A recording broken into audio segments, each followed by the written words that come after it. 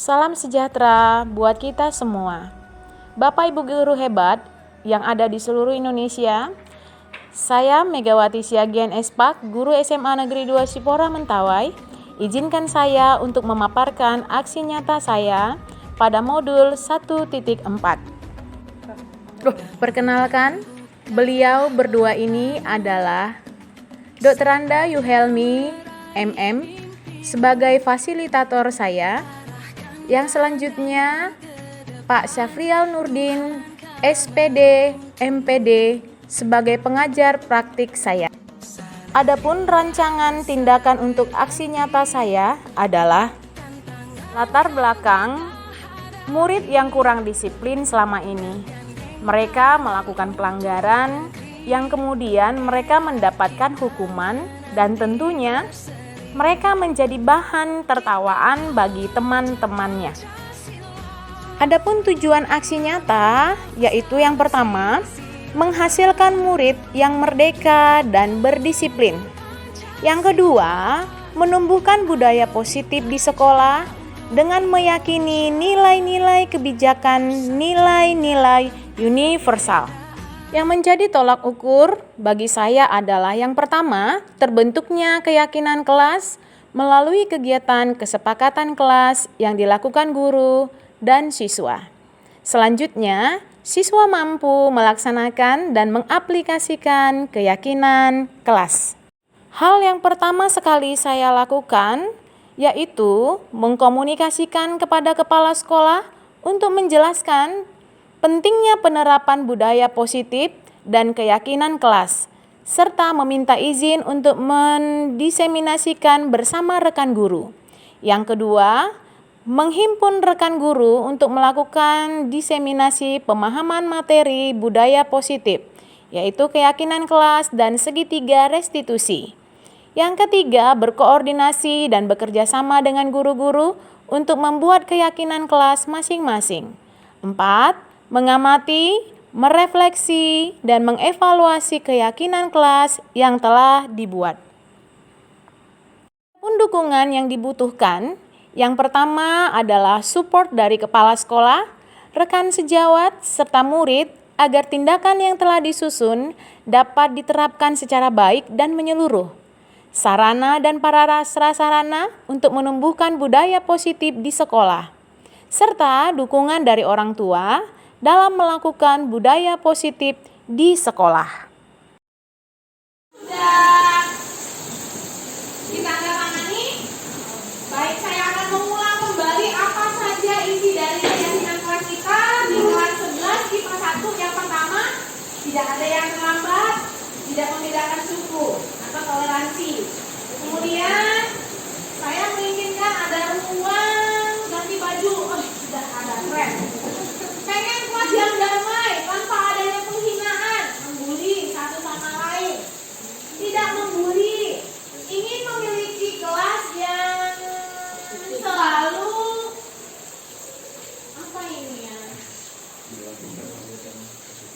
melakukan kegiatan positif. Ribut banget. Buat sudut baca, mana dia? Oke, nanti ini ya, berarti sedang dan akan dikerjakan. Kelas yang damai dan tenang serta ada kekompakan. Menghias lokal, berteman tanpa pilih-pilih teman. Etc. Dan yang lainnya lah ya. Nah, yang jelas inilah yang terbaik. Inilah yang akan kita sepakati. Oleh karena itu, mari kita sama-sama melakukan keyakinan kelas di kelas 11 IPA 1. Mari tepuk tangan bersama. Oke, sekarang saya minta kita untuk tampil semua di depan. Kita akan berfoto bersama bergandengan tangan, yang artinya kita bersama-sama melakukannya. Mari silakan. Laki-laki dengan laki-laki ya.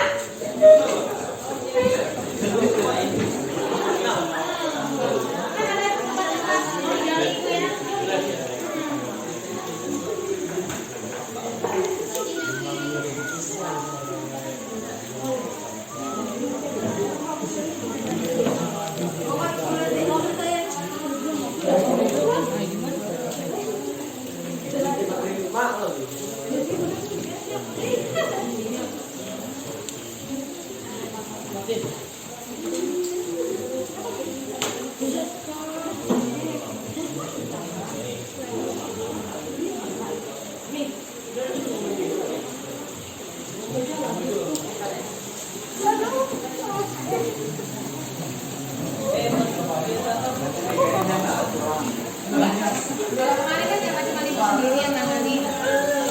Ini sekarang berarti ada berapa ibu yang agama? Nah, jadi berapa jumlah guru yang agama bisa dibagi dua. Jadi PKR itu dia 2 kali seminggu, minggu kedua dan minggu keempat.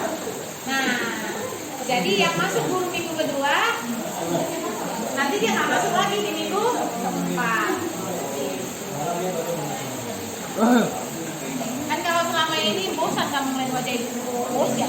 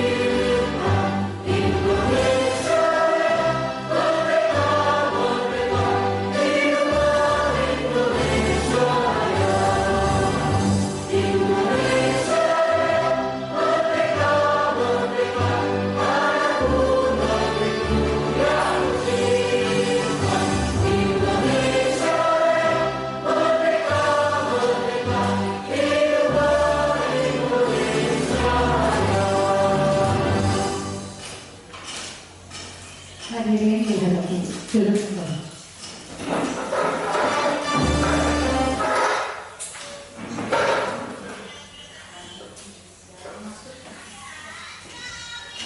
Ya. Selanjutnya kita lanjut kegiatan inti, yaitu pemaparan materi yang akan diberikan oleh narasumber kita, yaitu Ibu Manual Wati Dirya dalam tema sosialisasi budaya positif di SMA Negeri 2 Spora. Jadi nanti kita akan mendengarkan curhat-curhat ataupun penjelasan-penjelasan dari Bu Mega terkait dengan bagaimana kita berperan sebagai guru ya dalam mendidik anak kita dalam cara-cara yang positif. Yang mungkin kemarin sudah ada yang mendapat materi ini, lebih lanjut kita akan dengarkan pemaparan dari narasumber kita. Kepada Bu Mega, waktu dan tempat kita silakan.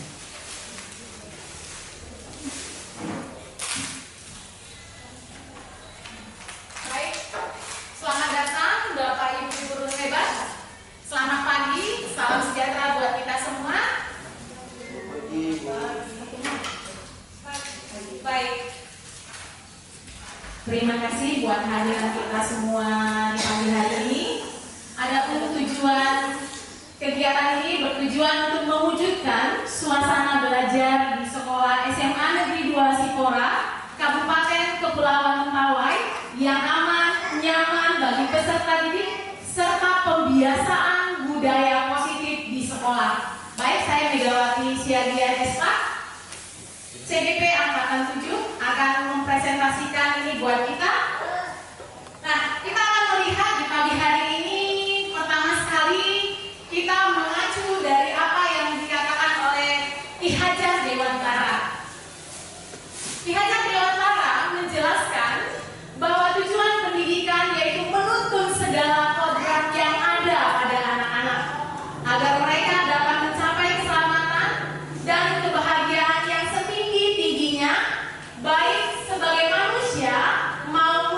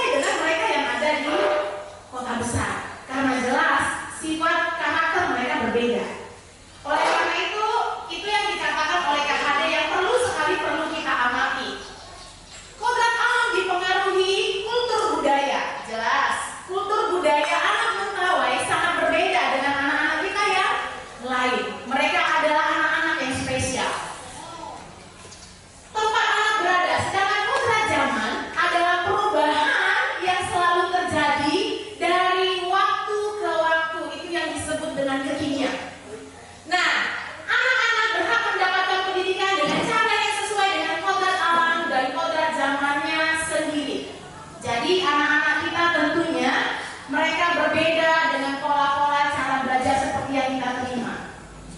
Pola cara belajar yang kita terima di tahun 80-an dengan pola cara belajar anak-anak kita yang sekarang ini tentunya sangat berbeda. Anak-anak kita yang di zaman lahir di zaman sekarang sudah mengenal yang namanya IT. Jadi kita perlu mengikuti kodrat zamannya, karena kalau tidak mereka akan ketinggalan. Nah, Bapak Ibu yang berbahagia, peran pendidik menurut Ki Hajar Dewantara, beliau berpendapat demikian.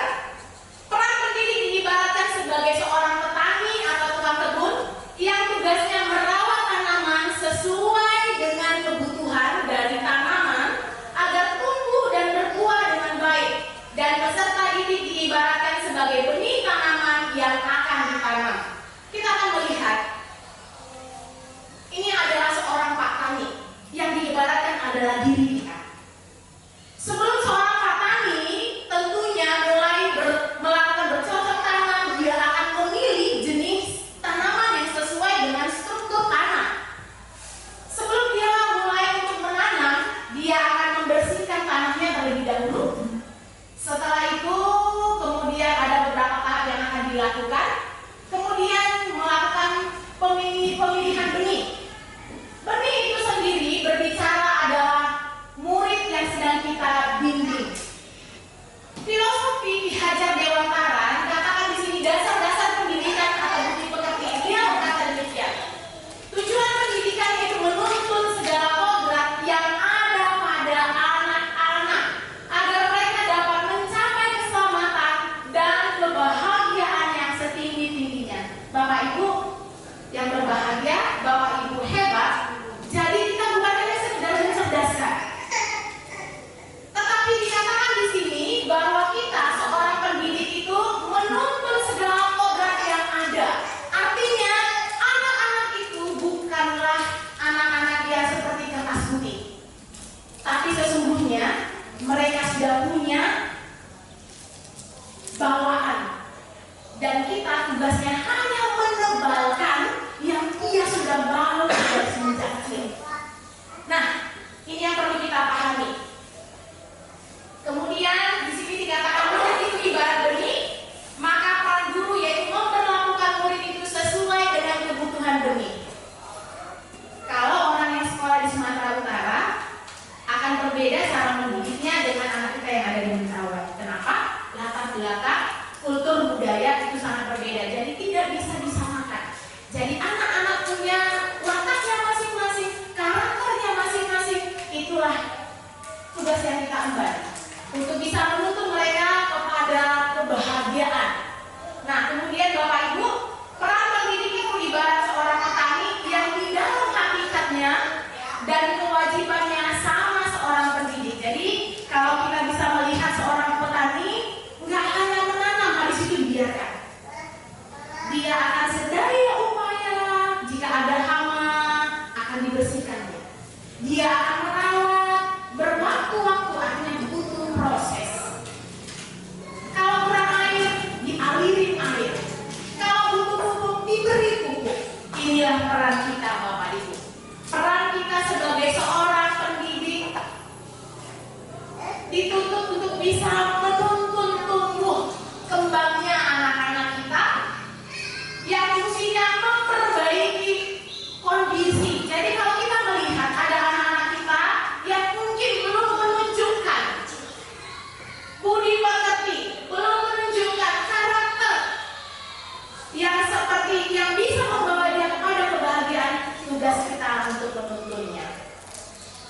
Selanjutnya kita lihat selama proses menuntun anak didik ini, pendidikan yang berpihak kepada anak, bebas dari segala ikatan, berhamba pada anak. Sebentar saya akan menjelaskan apa yang dimaksud dengan berhamba. Apakah kemudian di sini ada tuan dan ada raja? Sesungguhnya dalam proses pembelajaran, sepertinya kita kelihatan seperti hamba. Kenapa? Karena tujuan kita adalah membawa anak kita kepada kebahagiaan yang setinggi-tingginya. Siapa yang akan kita bawa? Siapa pelakunya? Kita. Makanya di sini kita dikatakan, kita digambarkan seperti guru yang berhamba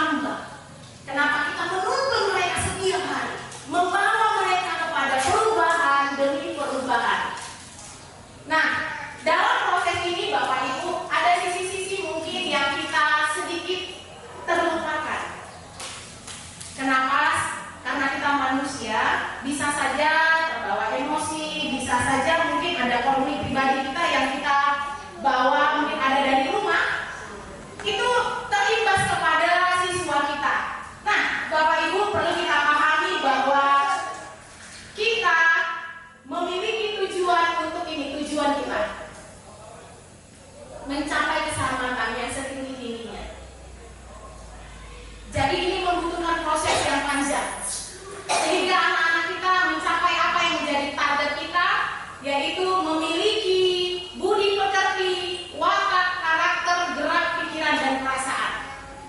Nah, selanjutnya ini ada sebuah pertanyaan romantik dan saya akan meminta beberapa pertanyaan pendapat dari Bapak Ibu guru hebat. Menurut Bapak Ibu, apakah hukuman dapat mendisiplin anak? Apa pendapat dari Bapak Ibu? Setuju ya? Oh iya. Apakah menurut Bapak dan Ibu guru hebat, pemberian hukuman dengan hal positif seperti membaca atau membersihkan halaman sekolah dapat meningkatkan disiplin anak? Setuju ya? Setuju. Selanjutnya, memberi penghargaan atau reward dapat meningkatkan motivasi belajar anak. Bagaimana menurut Pak Hendra? Setuju ya? Setuju.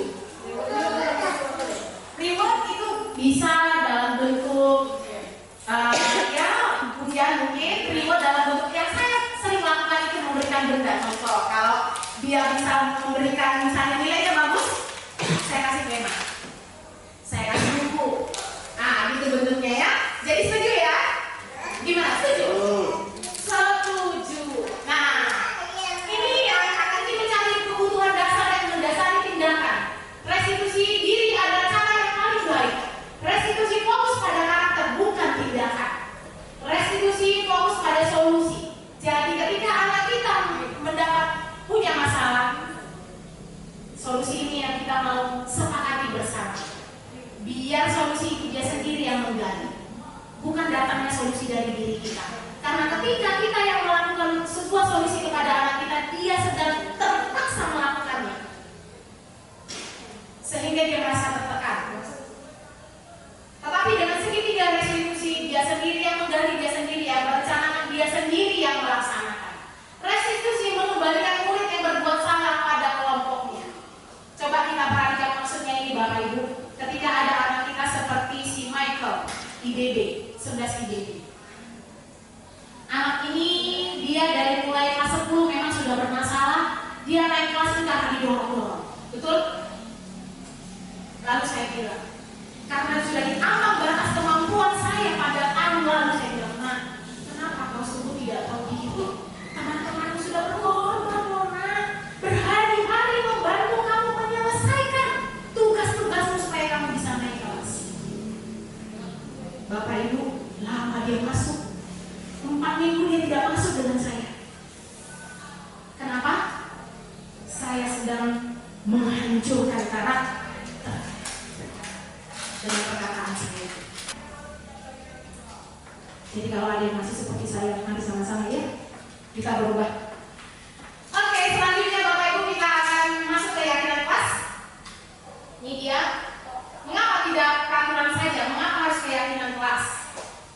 Bapak Ibu saya mau tanya. Oke, siapa yang mau saya tanya ya? Ibu Nora lah. Ibu Nora buat apa Ibu Nora pakai helm? Menjaga keselamatan.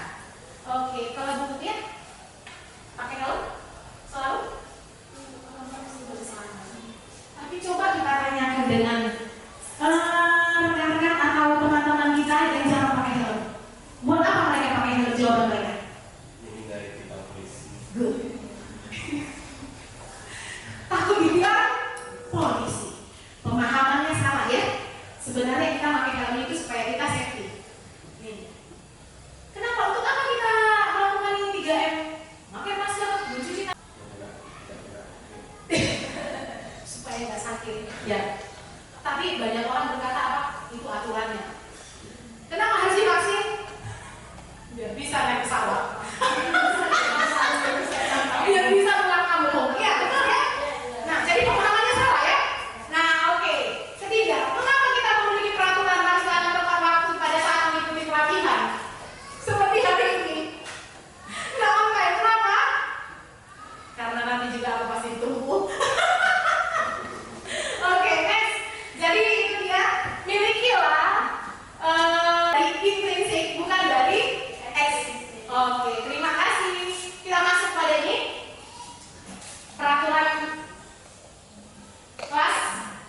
tadi yang saya bilang peraturan kelas itu masih dibarengi dengan hukuman. Bagi Ananda, saya masih ingat Bu, ada yang sudah ditandatangani. Kalau saya temui, dulu saya share dengan Bapak ya Pak, peraturan kelas itu saya tempelkan materai. Benar ya Pak? Dan saya melihat ternyata itu hanya berlaku ketika di depan hidup saya. Tetapi ketika jauh dari pandangan saya, mereka berbeda. Bukan hal yang seperti yang kita inginkan. Yang kita inginkan anak-anak yang memiliki dari dalam, kesadaran yang dari dalam.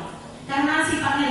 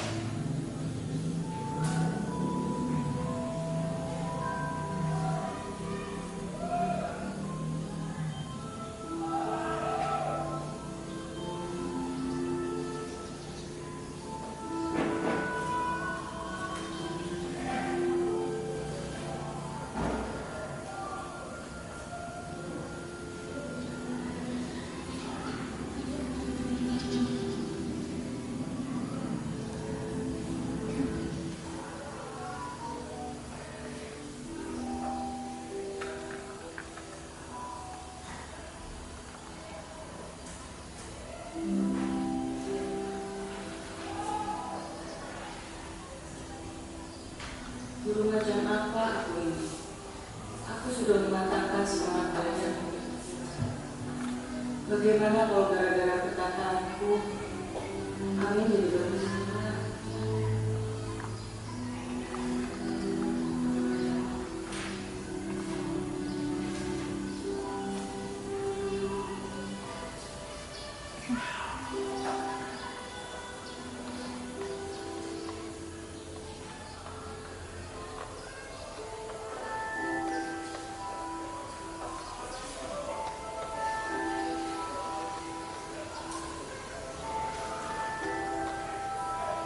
Sepertinya hari ini Amin tidak masuk sekolah lagi.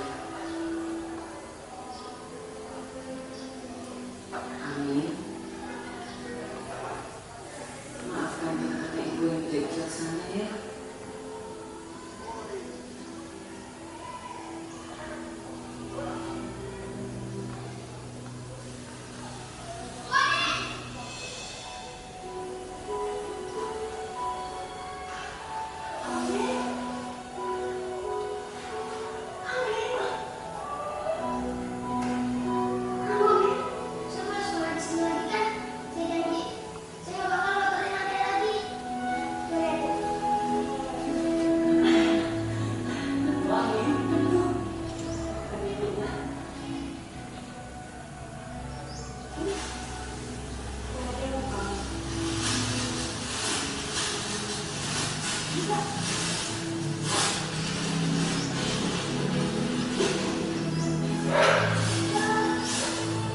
Makasih ya Bu, hadiahnya bagus banget. Sekarang kami punya sepatu baru. Ini sepatunya teman-teman buat kamu.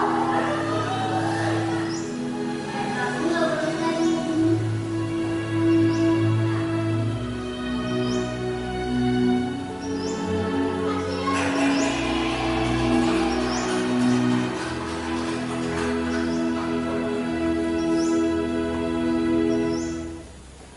Ya, Bapak Ibu. Ya, saya melihat ada mata yang berkaca-kaca. Itu menggambarkan bahwa masih ada jiwa yang pengen memberi sesuatu yang berdampak. Perkara kecil mungkin yang bisa berdampak buat anak kita. Hal yang sama pernah dulu anak kita orang Surabaya. Saya melakukan hal yang sama. Saya berpikir ini anak kenapa dia malas sekolah? Sampai akhirnya saya mengikuti dia pulang sekolah. Saya ikuti apa kegiatannya. Saya melihat mengikutinya. Ternyata sampai 3 hari saya mengikuti kegiatan dia. Ternyata dia nelayan. Dia tinggal sama pamannya di Makassar. Saya kemudian mereview apa yang saya lakukan. Saya pernah memberikan justice yang salah di otak saya, walaupun tidak saya ucapkan, tapi ada dalam pikiran saya.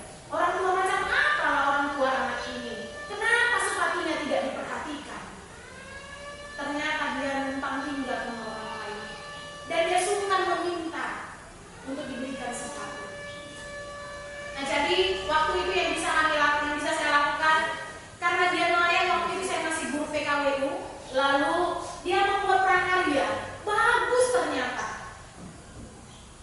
Dia punya kelebihan, dia punya nilai seni, bisa berkarya. Waktu itu dia mau membuat bunga dari styrofoam, sisa-sisa bekas menangkap ikan. Lalu dia buat bunga yang sedemikian bagus.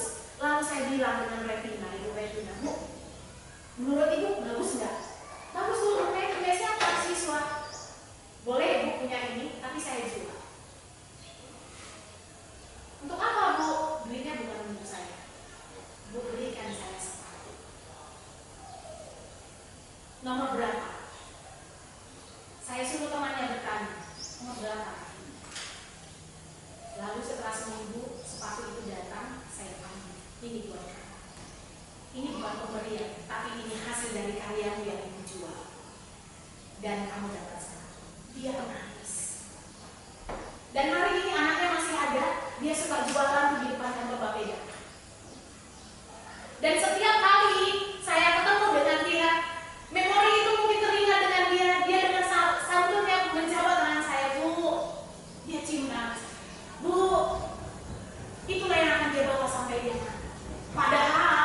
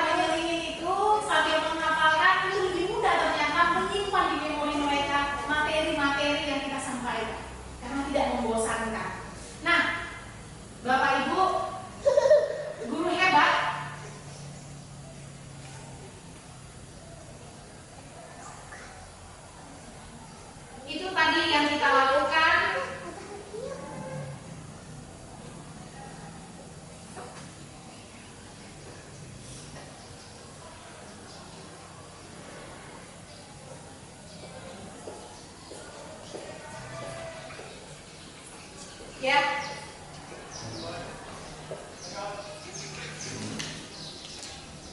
Kesepakatan kelas yang sudah saya lakukan, yang sudah kami sepakati, itu segitiga restitusi, kemudian ini tadi keyakinan kelas, biarlah itu mereka lakukan dari kesadaran mereka, bukan karena kita perintahkan. Sehingga dengan semangat mereka juga dapat melakukan. Nah, coba kita lihat di sini. Selalu kalau peraturan dia selalu ada yang begini. Selalu kembalikan buku ke tempatnya, itu bicara tentang tanggung jawab. Dilarang mengganggu orang lain, keyakinan kelasnya menghormati orang lain. Kalau peraturan, hadir di sekolah 15 menit sebelum pembelajaran dimulai. Keyakinan kelasnya menghormati orang lain, berkomitmen. Karena menunggu dia, jadi terlambat kegiatan. Kira-kira begitu ya kan? Jadi kurang berkomitmen.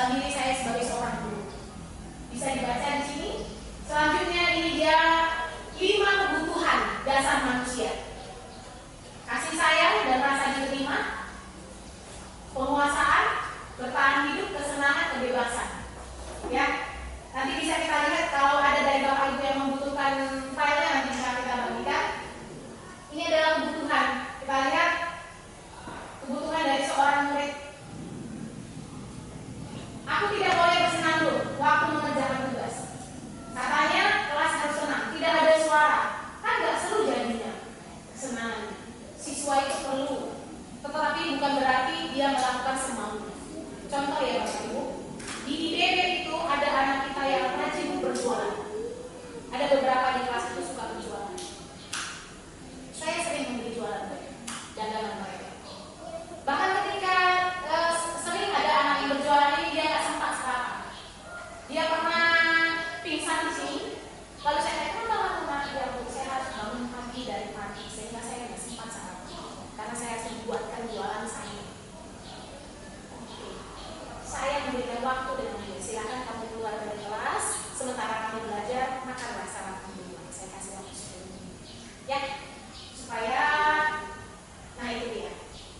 Atau mungkin ada anak yang belajar itu dibarengi dengan musik. Ada ya? Kali-kali pembelajaran yang saya lakukan, saya putarkan musik-musik yang instrumen, sehingga mereka ternyata lebih, katanya menurut pendapat mereka di IPA 11 IPA 1, Bu, kali-kali kita belajar seperti ini. Dan ketika saya menyampaikan praktek hafalan, materi yang saya sampaikan materi pada waktu itu tentang gaya hidup modern, lebih mudah dan hampir seluruh kelas yang beragama Kristen siswa di sana bisa menghafalkan. Itu dari hasil analisa saya. Hal yang sama juga saya lakukan di 11 IPS 3. Siswanya cuma ada 8 beragama Kristen. Saya lakukan hal yang sama. Saya memutarkan musik instrumen. Dan anak-anak itu bisa menghafalkan 5 materi pokok hafalan dari materi itu. Nah ini dia Bapak Ibu, saya nggak perlu berpanjang lebar. Nah ini dia posisi kontrol dulu. Kita yang tahu kita ada di mana. Apakah kita ada di pembuku, pembuat rasa bersalah? Nah ini saya di masa lalu, ini juga saya di masa lalu. Ada tipe teman. Ya yang penting saya jadi guru yang bisa kehadiran saya dinantikan. Pemantau, ada manajer. Nah, pengukur menggunakan hukuman fisik maupun verbal. Itu saya. Saya satu ketika mereka terlambat, ketika mereka tidak mengumpulkan tugas, sudah beberapa tugas, saya suruh berdiri di depan bendera. Kemudian pembuat rasa bersalah. Pada posisi ini biasanya guru akan bersuara lebih lembut tapi menusuk sampai ke sumsum. Dan itu bisa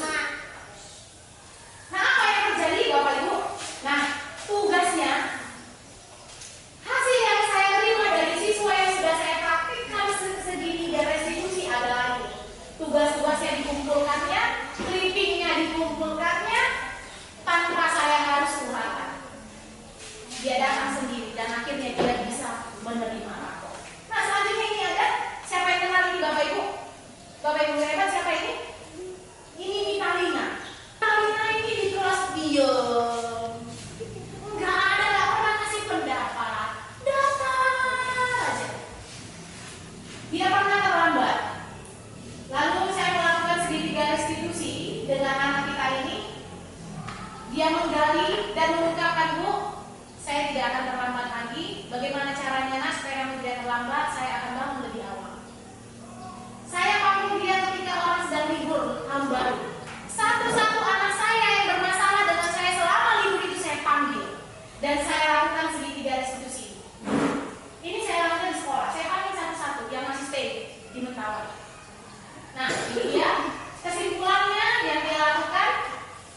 Ketika saya melakukan segitiga restitusi, maaf nggak bisa diputarkan ya, karena ketika saya mendownload ini ternyata nggak bisa audio visualnya muncul karena dia harus disimpan dalam bentuk PDF. Nah, oke Bapak Ibu, terima kasih. Demikian pemaparan saya, Bapak Ibu guru hebat.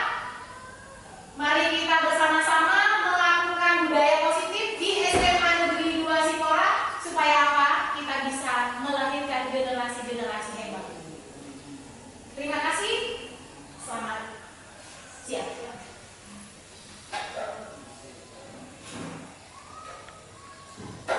Terima kasih kita ucapkan kepada narasumber kita, Bu Megawati, yang sudah panjang lebar memberikan materi tentang budaya positif ya dalam rangka mendidik anak kita untuk lebih baik lagi.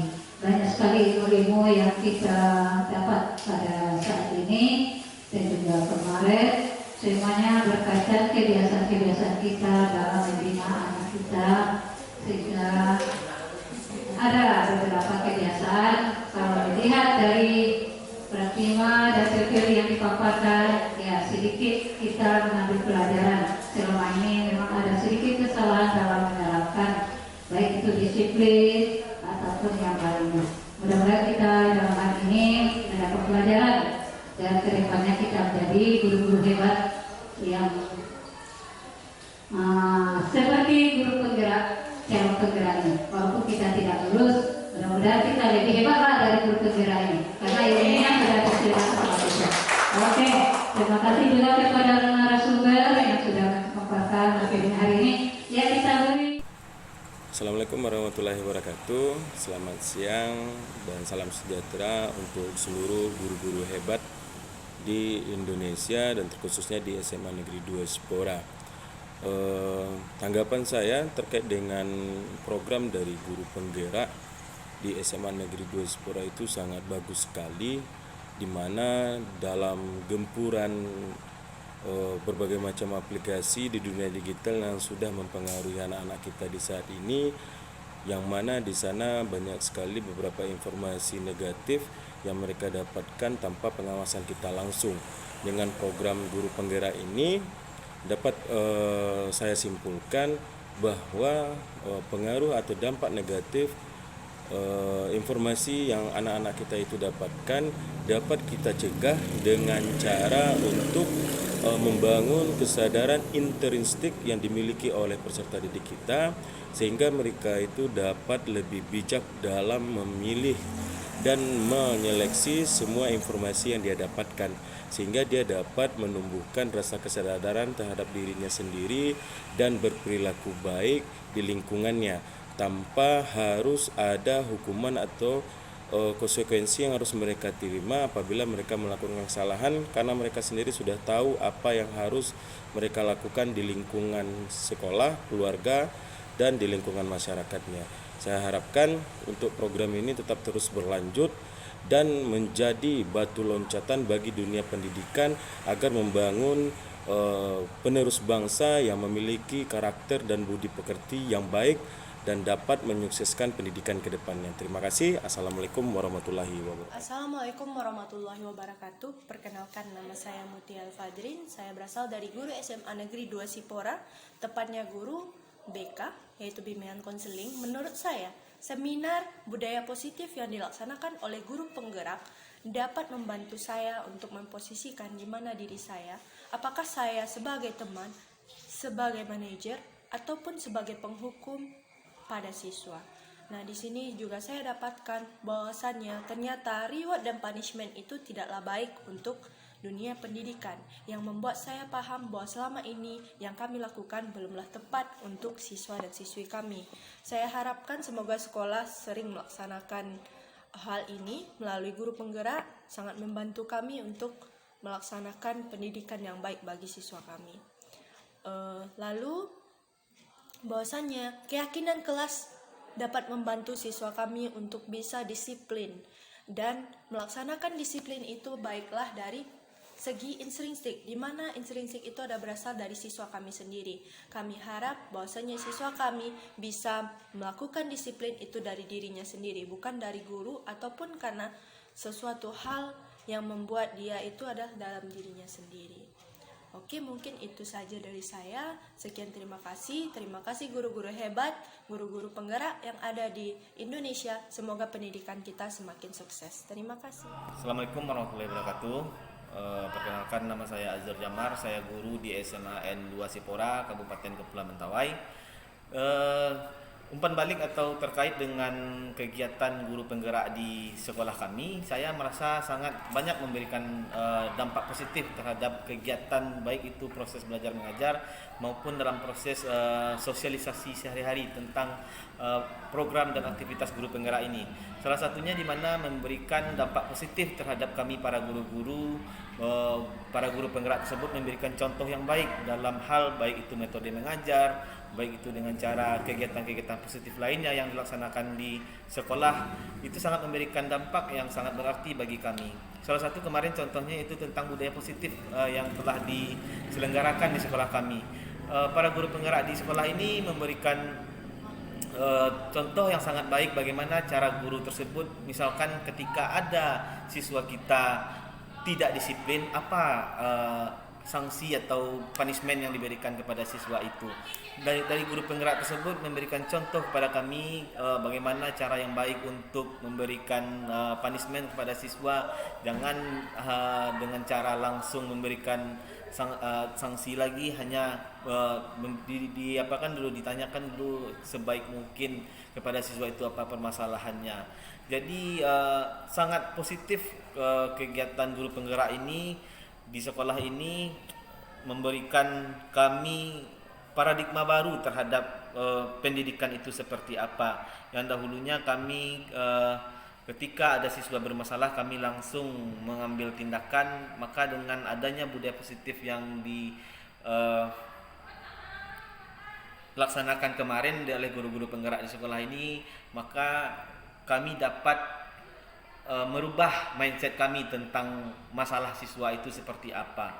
Jadi kami sangat mengapresiasi kegiatan guru penggerak ini di sekolah ini, sehingga nantinya kami berharap guru-guru penggerak di sekolah ini dapat terus memberikan dampak positif terhadap kami para guru-guru dan juga siswa yang ada di sekolah ini, sehingga kegiatan belajar mengajar di sekolah ini, kegiatan sosialisasi di sekolah ini, baik itu kegiatan intrakurikuler dan ekstrakurikuler dapat berjalan dengan baik. Khususnya kami para GTK dapat mencontoh dari guru-guru penggerak ini, karena memang betul guru penggerak ini sangat-sangat memberikan manfaat yang cukup besar bagi mindset kami untuk dalam hal proses kegiatan belajar mengajar ke depannya. Saya rasa itu dengan adanya guru penggerak, kegiatan belajar menjadi kreatif, efektif dan efisien. Saya rasa begitu. Dan satu lagi pesan kepada guru penggerak, jangan pernah lelah memberikan contoh yang baik kepada kami. Saya rasa itu. Terima kasih. Wabillahi taufiq wal hidayah. Wassalamualaikum warahmatullahi wabarakatuh. Nama saya Rizgo Munte dari 11 IPA 2. Saat membuat keyakinan kelas, saya merasa senang karena bisa mengeluarkan pendapat saya. Keyakinan kelas itu sangat penting karena keyakinan itu kami buat sendiri dan kami akan melakukannya tanpa paksaan. Nama saya Nazwa Delia Suryadinata, saya dari kelas 11 IPA 2. Saya senang karena apa yang kita pengenin itu terjadi di lokal berkat keyakinan kelas. Keyakinan kelas beda dengan peraturan kelas, jadi kami melaksanakannya dengan tanpa terpaksa atau dengan senang hati. Perkenalkan, nama saya Dilar Cecilia, saya dari kelas 11 IPA 2. Karena apa yang saya inginkan dapat tersampaikan di keyakinan kelas ini. Ini penting untuk kami agar munculnya sikap disiplin dalam diri kami dan tidak ada paksaan sama sekali. Perkenalkan, nama saya Albuta Silaban dari lokal 11 IPA 2. Keyakinan kelas ini penting karena belajar bertanggung jawab itu dari keyakinan yang telah kami buat secara bersama tanpa ada paksaan. Keyakinan kelas ini penting karena belajar bertanggung jawab itu dari keyakinan yang telah kami buat secara bersama tanpa ada paksaan.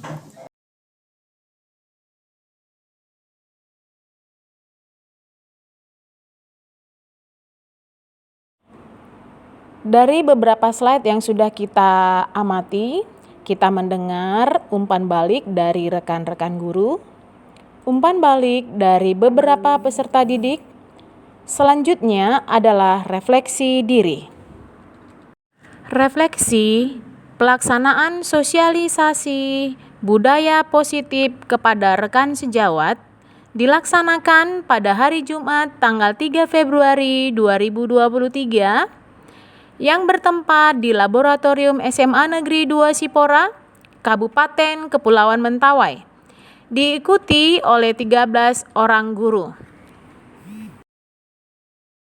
Berikut adalah beberapa dokumentasi kegiatan terkait budaya positif yang saya lakukan di sekolah saya beserta para rekan-rekan, baik kepala sekolah, wakil kepala sekolah, beserta rekan-rekan guru sejawat yang dilaksanakan di SMA Negeri 2 Sipora, Kabupaten Kepulauan Mentawai.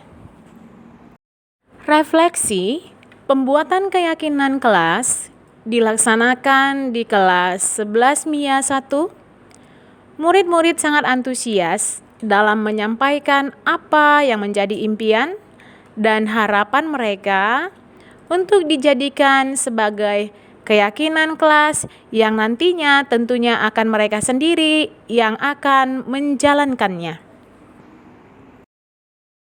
Adapun perasaan saya setelah melaksanakan aksi nyata ini, saya merasa semakin semangat dan semakin percaya diri dalam melakukan perubahan paradigma pendidikan sedikit demi sedikit karena ternyata rekan sejawat juga mempunyai keinginan dan harapan yang sama. Adapun rencana perbaikan untuk implementasi saya akan terus berusaha untuk memunculkan kelebihan yang saya miliki dan meminimalisir kekurangan yang saya miliki. Yang kedua, secara berkala melakukan evaluasi diri. Yang ketiga, meningkatkan koordinasi dan kolaborasi dengan berbagai pihak. Di akhir kata, saya mengucapkan terima kasih buat seluruh teman-teman yang sudah menyaksikan pemaparan sosialisasi budaya positif sebagai tugas pada modul 1.4.